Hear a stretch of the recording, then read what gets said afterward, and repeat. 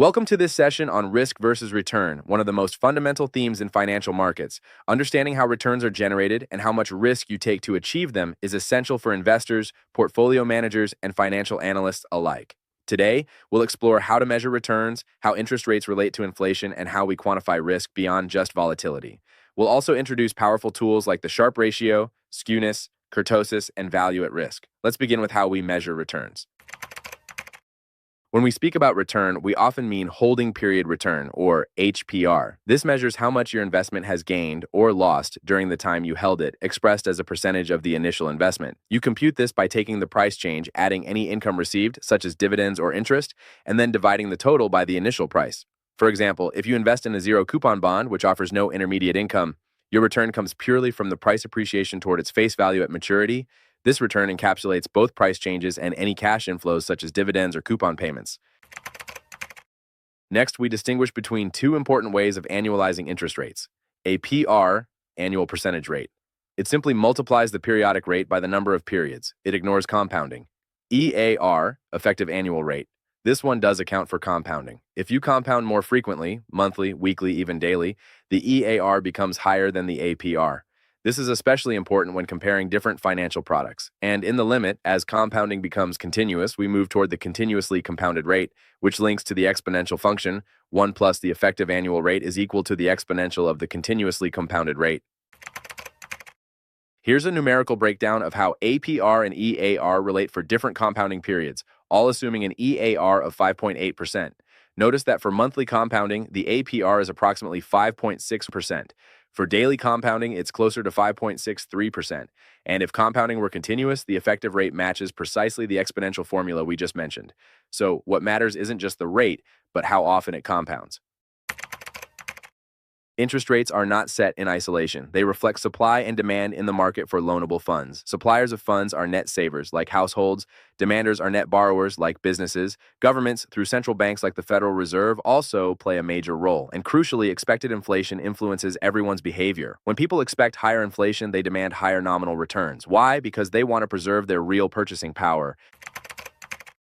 Let's dig deeper into the difference between nominal and real interest rates. The nominal rate, R, is the rate you see quoted, say 5% on your savings account. The real rate, R, is what matters in terms of purchasing power. It's what remains after removing the effects of inflation.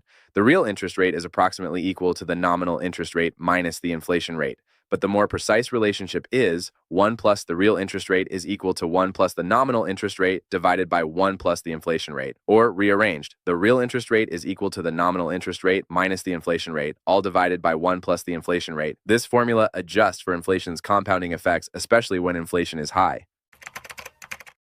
Now, let's tie this into equilibrium thinking. The real interest rate, the one that balances savings and investment, emerges from the interaction of supply and demand.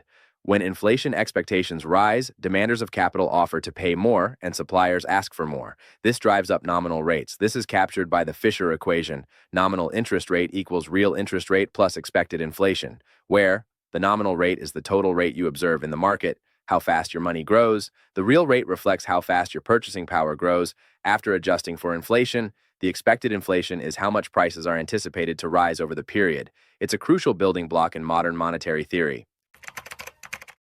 Looking at historical data, we see how well the Fisher equation holds up.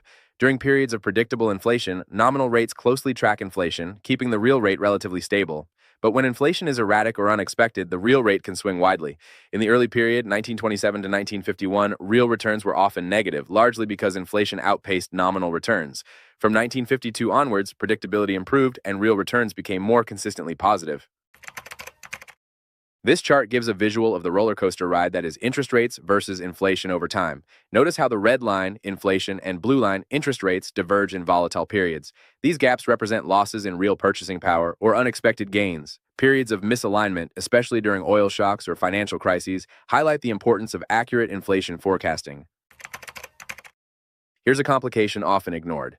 Taxes are levied on nominal income, not real income. This creates the bracket creep problem. When inflation pushes your salary up, you might be taxed more, even if your purchasing power hasn't changed. If T is your tax rate and R is the nominal return, then the after-tax nominal return is equal to the nominal interest rate multiplied by 1 minus T, the tax rate. To get the after-tax real return, you subtract inflation from this amount. The key point? Inflation can make you pay more tax even when your real income is flat. Let's revisit the holding period return in action. Imagine you buy a stock at $40, sell it at $48, and collect a $2 dividend in between. Your HPR is 48 minus 40 plus 2 divided by 40 equals 25%.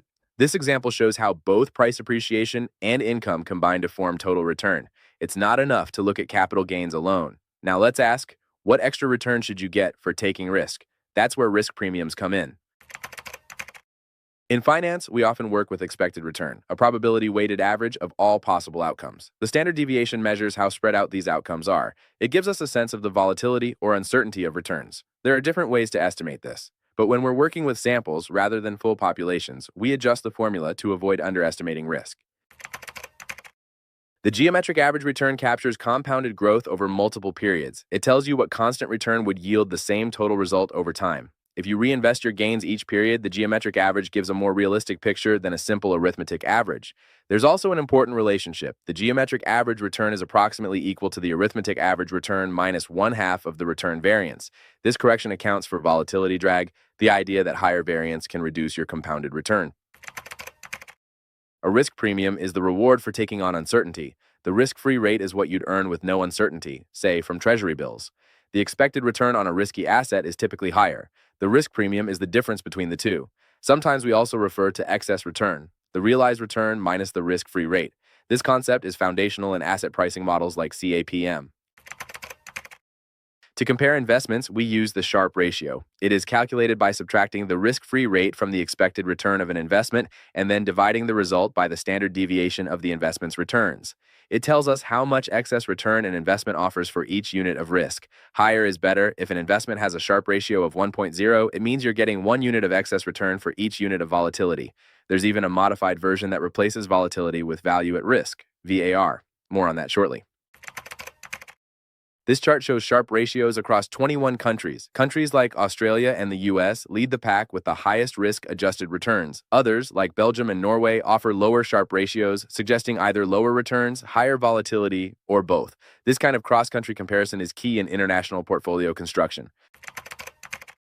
A core assumption in finance is that returns are normally distributed. Why? Because it simplifies everything. It's symmetric, it's mathematically tractable, it only requires 2 parameters, mean and standard deviation. Also, thanks to the central limit theorem, many financial returns approximate a normal distribution, especially when aggregated over time. But of course, reality isn't always so neat. In practice, return distributions often exhibit skewness. Are returns tilted left or right? Negative skew implies more frequent large losses, kurtosis. Do the tails of the distribution contain extreme events more often than a normal curve predicts? If kurtosis is greater than 3, we say the distribution has fat tails, more extreme losses or gains than expected. This is why crises happen more often than the normal distribution would suggest. Let's finish with 2 advanced risk measures. Value at risk, VAR. This tells you what's the maximum I can lose over a time period with 95% confidence. If your daily VAR is $1 million at 95%, then only 5% of the time should you expect to lose more than $1 million.